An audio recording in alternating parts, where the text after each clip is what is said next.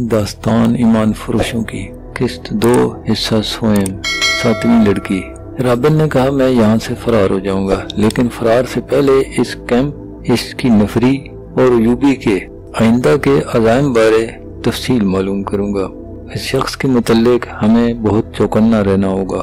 اس وقت اسلامی قوم میں یہ واحد شخص ہے جو صلیب کے لیے خطرہ ہے، ورنہ اسلامی خلافت ہمارے جال میں آتی چلی جا رہی ہے۔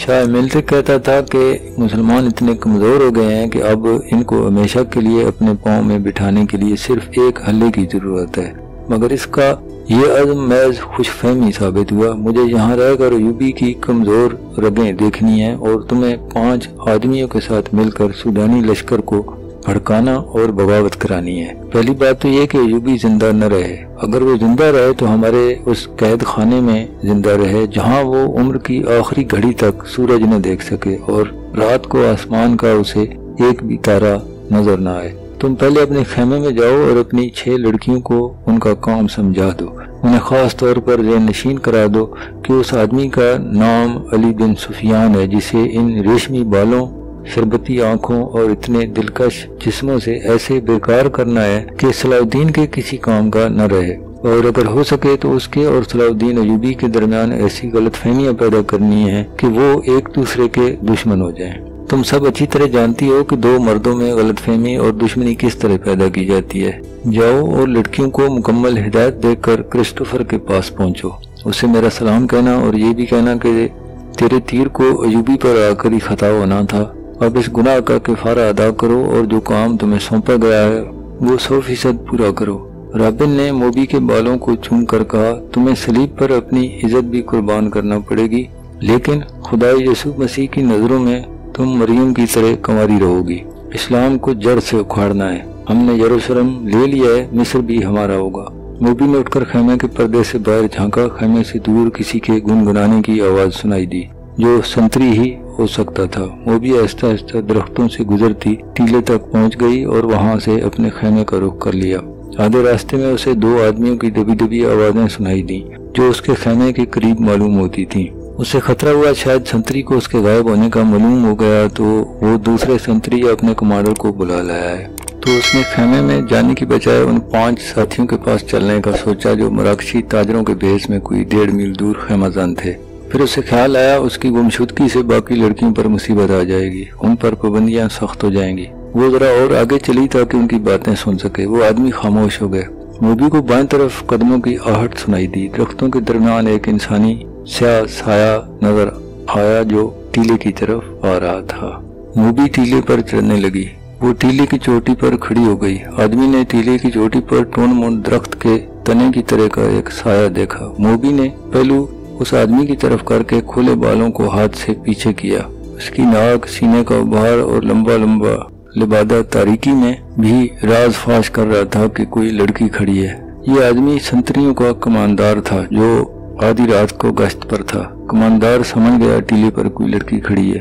اسی شام کمانداروں کو خبردار کیا گیا تھا کہ صلیبیوں نے جاسوسی اور تخریب کاری کے لیے لڑکیوں کو استعمال کرنا شروع کر دیا جو صحرائی خانہ بدوشوں کے بیروق میں بھی ہو سکتی ہیں، اور ایسی غریب لڑکیوں کے بھیس میں بھی جو فوجی کیمپوں میں کھانے کی بھیک مانگنے آتی ہیں یا اپنے آپ کو مغویہ اور مظلوم ظاہر کر کے پناہ بھی مانگ سکتی ہیں۔ کمانداروں کو بتا دیا گیا تھا کہ آج رات 7 لڑکیاں سلطان کی پناہ میں آئی ہیں جنہیں بظاہر رحم کر کے مگر در حقیقت مشتبہ سمجھ کر پناہ میں لے لیا گیا ہے۔ اس کماندار نے یہ احکام سن کر اپنے ایک ساتھی سے کہا تھا اللہ کرے ایسی کوئی لڑکی مجھ سے پناہ مانگے، اور وہ دونوں ہنس پڑے تھے۔ اب آدھی رات کے وقت اس ٹیلے پر اسے ایک لڑکی کا ہیولا نظر آ رہا تھا۔ پہلے تو وہ ڈرا کہ یہ چڑیل یا جن ہو سکتا ہے۔ اس نے نئے سنتری کو لڑکیوں کے خیمے پر کھڑا کر کے اسے بتایا تھا کہ اندر 7 لڑکیاں ہیں۔ اس نے پردہ اٹھا کر دیکھا تو دیے کی روشنی میں اسے 7 بستر نظر آئے تھے۔ ہر لڑکی نے منہ بھی کمبلوں میں ڈھانپ رکھا تھا۔ سردی زیادہ تھی۔ اسے معلوم نہیں تھا کہ 7ویں لڑکی ٹیلے پر کھڑی ہے۔ وہ کچھ دیر سوچتا رہا کہ اسے آواز دے یا اس تک خود جائے، یا اگر وہ جن یا چڑیل ہے تو اس کے غائب ہونے کا انتظار کرے۔ مگر انتظار کے بعد بھی لڑکی غائب نہ ہوئی، بلکہ وہ 2-4 قدم آگے چلی اور پھر پیچھے کو چل کر رک گئی۔ کماندار جس کا نام فخر المصری تھا آہستہ آہستہ ٹیلے تک گیا اور کہا کون ہو تم؟ नीचे आओ। लड़की ने हिरन की तरह चौकड़ी भरी और टीले की दूसरी तरफ उतर गई। फखर को यकीन आ गया इंसान है, जिन चुड़ैल नहीं। वो तनोमंद आदमी था, जल्दी से टीले पर चढ़ गया। उसे लड़की के कदमों की आहट सुनाई दी। वो टीले से दौड़ता लड़की के पीछे भागा। लड़की ने दौड़ लगा दी। फासला कम था मगर अंधेरा था और जगह नाहमवार, दरख्त और झाड़ियां भी थीं। काफी दौड़ने के बाद फखर अल मिस्री ने महसूस किया उसके आगे तो कोई भी नहीं है। रुक कर इधर उधर देखा, उसे अपने पीछे काफी बाईं तरफ लड़की के कदमों की आहट सुनाई दी। वो तरबियत याफ्ता लड़की थी जहाँ उसे हुस्न और शबाब के इस्तेमाल की तरबियत दी गई थी। वहाँ उसे फौजी ट्रेनिंग भी दी गई थी और खंजर जनी के दावपेच भी सिखाए गए थे। वो एक दरख्त की ओट में छुप गई थी। फखर आगे गया तो वो दूसरी तरफ दौड़ पड़ी। ये ताकुब आंख मचोली की मानद था। फखर को अंधेरा परेशान कर रहा था। मूबी के कदम खामोश हो जाते तो वो रुक जाता, कदमों की आवाज सुनाई देती तो वो दौड़ पड़ता। गुस्से से वो बावला हुआ जा रहा था। उसने ये जान लिया था कि ये कोई जवान लड़की है, अगर बड़ी उम्र की होती तो इतनी तेज और इतना ज्यादा न भाग सकती। ताकुब में फखर 2 मील फासला तय कर गया था। मोबी ने अंधेरे झाड़ियों और ऊंची नीची जमीन से बहुत फायदा उठाया। उसके मर्द साथियों का डेरा करीब आ गया था। वो दौड़ती हुई वहां तक जा पहुंची। उसने अपने आदमियों को आवाजें दी। वो घबरा कर खेमे से बाहर आए। एक ने मशल जला ली। ये डंडे के सिरे पर लिपटे हुए कपड़े थे, उनकी आग की रोशनी बहुत ज्यादा थी। फखर ने तलवार सोंत ली और हाँफता कांपता उनके सामने जा खड़ा हुआ। उसने देखा कि ये 5 आदमी लिबास से ताजे नजर आते हैं और मुसलमान लगते हैं। लड़की उनमें से एक की टांगों को दोनों बाजुओं से मजबूती से पकड़े बैठी हुई थी।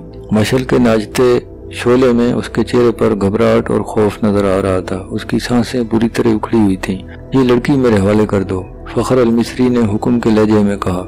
एक आदमी ने इल्तिजाइया लहजे में कहा, ये एक नहीं, हमने तो 7 लड़कियां आपके सुल्तान के हवाले की हैं, आप इसे ले जा सकते हैं। मगर मोबी ने उसकी टांगें पकड़े रोते खौफजदा लहजे में कहा, मैं इसके साथ नहीं जाऊंगी। ये लोग ईसाइयों से ज्यादा पेशी है। इनका सुल्तान इंसान नहीं, सांड है, दरिंदा है। उसने मेरी हड्डियां भी तोड़ दी हैं। मैं उससे भाग कर आई हूँ। फखर ने हैरान होकर पूछा, कौन सुल्तान? मोबी ने कहा, वही जिसे तुम सलाउद्दीन अयूबी कहते हो। वो अब मिस्र की जुबान बोल रही थी।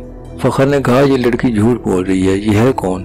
तुम्हारी क्या लगती है? एक आदमी ने फखर से कहा, अंदर आ जाओ दोस्त, बाहर सर्दी है, तलवार न्याम में डाल लो, हम ताजिर हैं, हमसे आपको क्या खतरा। आओ इस लड़की की बकता सुन लो। उसने आप भर के कहा, मैं आपके सुल्तान को मर्द मोमिन समझता था, मगर एक खूबसूरत लड़की देखकर वो ईमान से हाथ धो बैठा। वो बाकी 6 लड़कियों का भी यही अशर कर रहा होगा। मोबी ने कहा, उनका ये अशर दूसरे सालारों ने किया है। शाम को उन बेचारियों को ले गए थे और उन्हें बेसुध करके खैमे में डाल दिया। वो खैमे में बेहोश पड़ी हैं। फखर अल मिस्री तलवार न्याम में डालकर उनके साथ खैमे में चला गया। आदमी ने आग जलाकर कहवे के लिए पानी रखा और उसमें जाने क्या कुछ डालता रहा। दूसरे आदमी ने फखर से पूछा कि उसका रुतबा क्या है। उसने बताया कि वो कमांडर है। उन्हें भी बातों से अंदाजा हो गया कि वो जिम्मेदार फर्द है, ज़हीन और दिलेर भी है।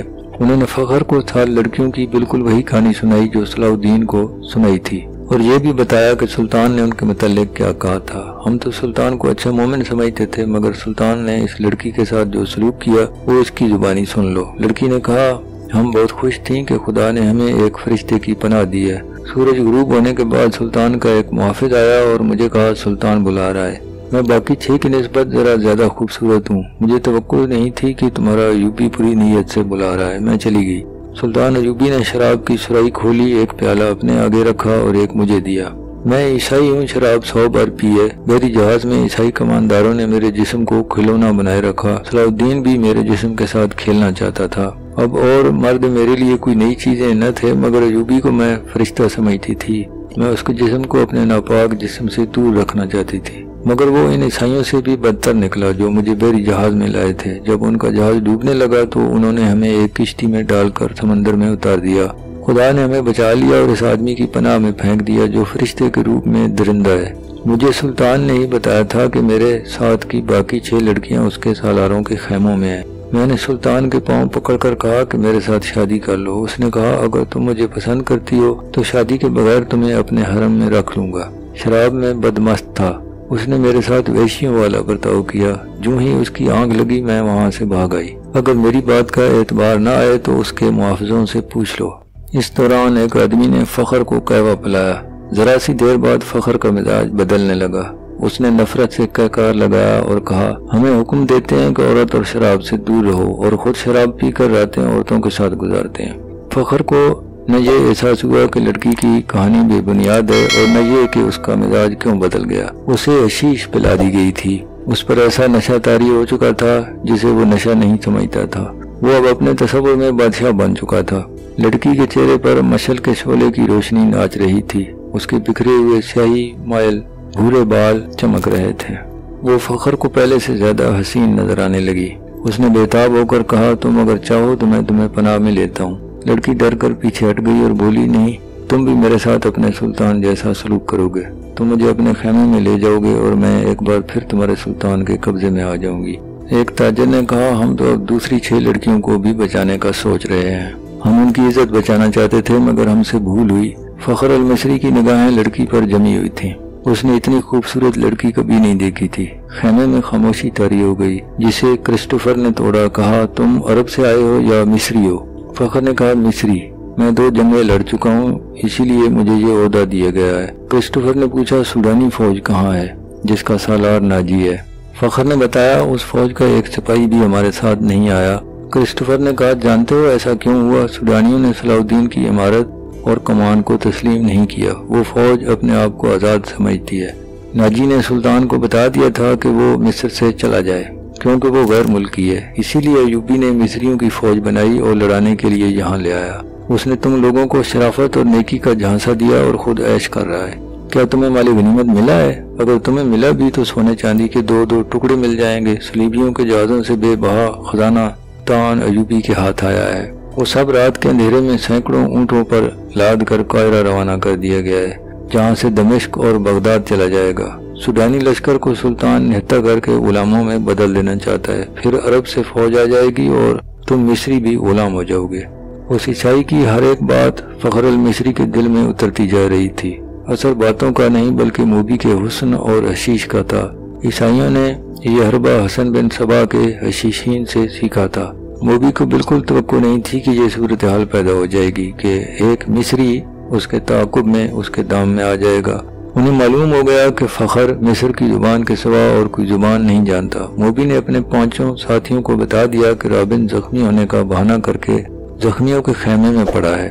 اس نے کہا، ناجی سے مل کر معلوم کرو اس نے بغاوت کیوں نہیں کی، یا اس نے عقب سے صلاح الدین پر حملہ کیوں نہیں کیا، اور یہ بھی معلوم کرو کہ اس نے ہمیں دھوکہ تو نہیں دیا۔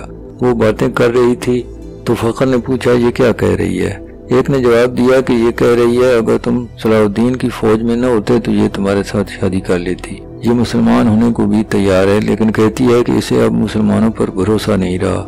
فخر نے بےتابی سے لپک کر لڑکی کو بازو سے پکڑا اور اپنی طرف کھینچ کر کہا، اگر میں بادشاہ ہوتا تو خدا کی قسم تمہاری خاطر تخت اور تاج قربان کر دیتا۔ اگر شرط یہی ہے کہ میں صلاح الدین کی دی ہوئی تلوار پھینک دوں تو یہ لو۔ اس نے کمر بند سے تلوار کھولی اور نیام سمیت لڑکی کے قدموں میں رکھ کر کہا، میں اب سے ایوبی کا سپاہی اور کماندار نہیں ہوں۔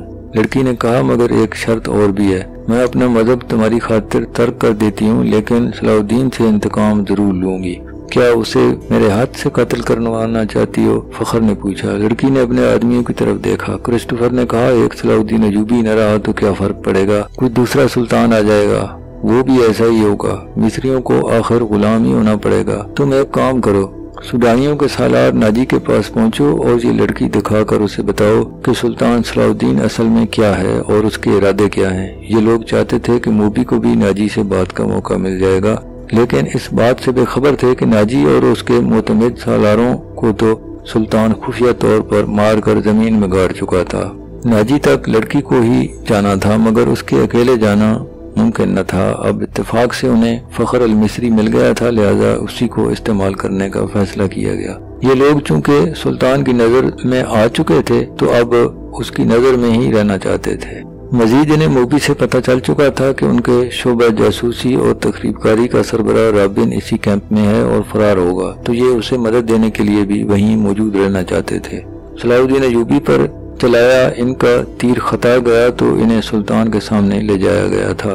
ان کا بیروپ اور ڈرامہ کامیاب رہا تھا لیکن ان کا مشن ناکام ہو گیا تھا، لہذا اب وہ بدلی ہوئی صورتحال اور اتفاقات سے فائدہ اٹھانے کی کوشش کر رہے تھے۔ فخر المصری حسن اور حشیش کے جال میں پھنس چکا تھا، بالکل ویسے ہی جیسے ہمارے ہاں ایک نمونہ پھنسا ہوا ہے۔ اس نے واپس کیمپ نہ جانے کا فیصلہ کر لیا تھا۔ اسے یہ مشورہ دیا گیا کہ وہ لڑکی کو لے کر روانہ ہو جائے۔ ان لوگوں نے اسے اپنا ایک اونٹ دے دیا، پانی کا ایک مشکیزہ دیا اور تھیلے میں کھانے کا بہت سارا سامان ڈال دیا۔ ان اشیاء میں کچھ ایسی تھیں جن میں حشیش ملی ہوئی تھی۔ موبی کو ان کا علم تھا۔ فخر کو ایک لمبا چوگا اور تاجروں والی دستار پہنا دی گئی۔ لڑکی اونٹ پر سوار ہوئی، اس کے پیچھے فخر سوار ہو گیا اور اونٹ چل پڑا۔ فخر گرد و پیش سے بے خبر تھا، وہ اپنے ماضی سے بھی بے خبر ہو گیا تھا۔ اس پر صرف یہ احساس غالب تھا کہ روئے زمین کی حسین ترین لڑکی اس کے قبضے میں ہے، جس نے سلطان کو ٹھکرا کر اسے پسند کیا ہے۔ فخر نے موبی کو دونوں بازوؤں میں لے کر اس کی پیٹھ اپنے سینے سے لگا لی۔ موبی نے کہا، تم عیسائی کمانداروں اور اپنے سلطان کی طرح وحشی تو نہیں بنو گے؟ میں تمہاری ملکیت ہوں، جو چاہو کرو، مگر میں پھر تم سے نفرت کروں گی۔ فخر نے اسے بازوؤں سے نکال کر کہا، کہو تو میں اونٹ سے اتر جاتا ہوں، مجھے صرف یہ بتا دو کہ تم مجھے دل سے چاہتی ہو یا محض مجبوری کے عالم میں میری پناہ لی ہے۔ موبی نے کہا، پناہ تو میں ان تاجروں کی بھی لے سکتی تھی، لیکن تم مجھے اتنے اچھے لگے تو تبھی تمہاری خاطر مذہب تک چھوڑنے کا فیصلہ کر لیا۔ اس نے جذباتی باتیں کر کے فخر کے اعصاب پر قبضہ کر لیا اور رات گزرتی چلی گئی۔ سفر کم و بیش 5 دنوں کا تھا، لیکن فخر المصری عام راستوں سے ہٹ کر جا رہا تھا کیونکہ وہ بھگوڑا فوجی تھا۔ موبی کو نیند آنے لگی، اس نے سر فخر کے سینے پر رکھ دیا اور گہری نیند سو گئی۔ اونٹ چلتا رہا اور فخر جاگتا رہا۔